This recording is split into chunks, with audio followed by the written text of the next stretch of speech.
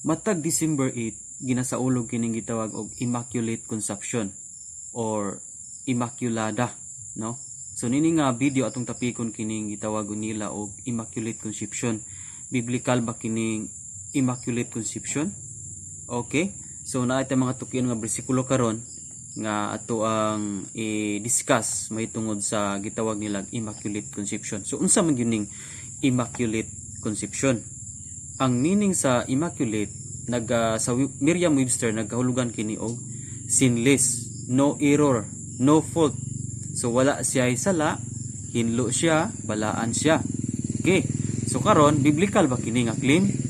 Sumala sa giingon sa kadaghanan nga si Maria holy unya matawag mo siya immaculate, wala siya sala.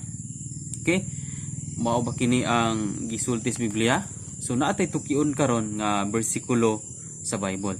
And before that, ato ang ginaminingan unsa jud ang Immaculada. Kining Immaculada pasidungog kini diha kang Maria nga si Maria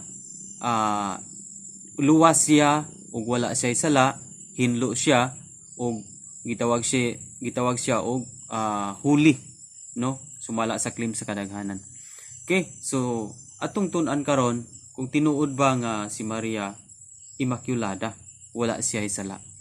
Matud pa sa Romans 3:23, no? Kung do na kay Bible igsoon, Romans 3:23 nagaingon nga ang tanan nakasala og nahilayo sa himaya sa Dios.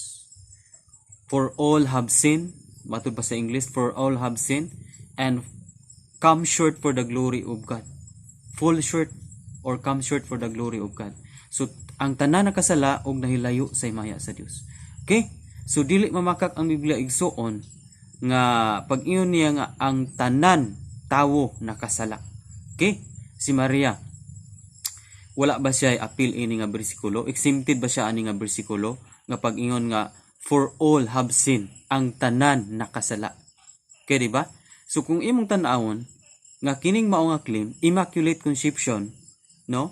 Nga si Maria luwas siya from original sin, no? Ang iyang kalag dili makatagamtam, no? Dili makatagamtam og silot og ikyas siya sa original sin sa sala nilang Adan ug ni Eva. Pero kung atong tanaw ng Romans 3:23, even usa ka book verse ato ang tukion, kanang giingon sa pulong sa Dios nga for all have sinned, ug sabi siya pat ang tanan nakasala. Walay exempted igsoon, pastor, pare, ministro, si Maria, bisan unsa, bisan si kinsa nga tawo ining kalibutan na. Pag iyon gani sa Bible nga for all have sinned, ang tanan nakasala, wala kanay exempted. Di ba? Except ni Jesus Christ, no? Only Jesus Christ ang sinless, wala siya sala, no? Only the Lord Jesus Christ. But about ni Mary, dili gyud ta makaingon nga siya walay sala. Kay the Bible says, for all have sinned, ang tanan nakasala. Okay? So dili nato matawag si Maria og holy tungod kay nakasala siya, no? Ang termino gigamit sa Biblia igsoon may tungod ni Maria is gitawag siya og bulahan sa babaeng tanan. Okay? Blessed siya, blessed Mary. Bulahan ang gi-mention sa Biblia.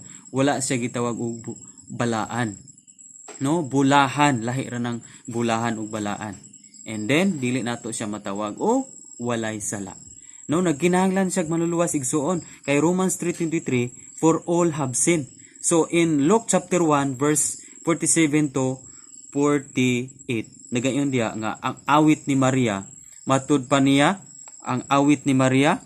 Unya mingon si Maria 46, nagdaig sa Ginoong akong kalag ug nagmalipayon ako diya sa Dios nga akong manluluwas. So 46 ug 47. No, matud pa niya ni angkon siya nga nagmalipayon daw siya sa iyang Dios nga iyang manluluwas.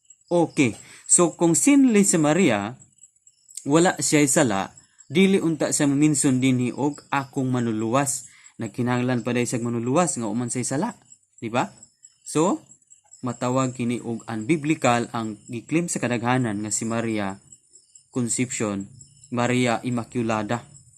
Gitawag nilang Immaculate Conception. So unbiblical igsoon ang claim sa kadaghanan nga si Maria is immaculada. Dili siya matawag og immaculada kay ang word, ang meaning sa immaculada, sinless, walay sala, no error, no fault, no? Holy. So dili siya biblical, kundi unbiblical. Atong gitukoy ang duha ka bersikulo. Diba Romans 3:23 o Luke chapter 1 verse 46 to 47 si Maria nagkinahanglan og manuluwas. Nganuman Romans 3:23 ang tanan di ay nakasala. Apil siya. Okay? Apil si Maria sa nakasala. Diba? Okay, so kanilang ani nga video. Puli nga doon na kay na kutlo ni nga video. Kita-kita na punta sa next na po nato nga video. God bless.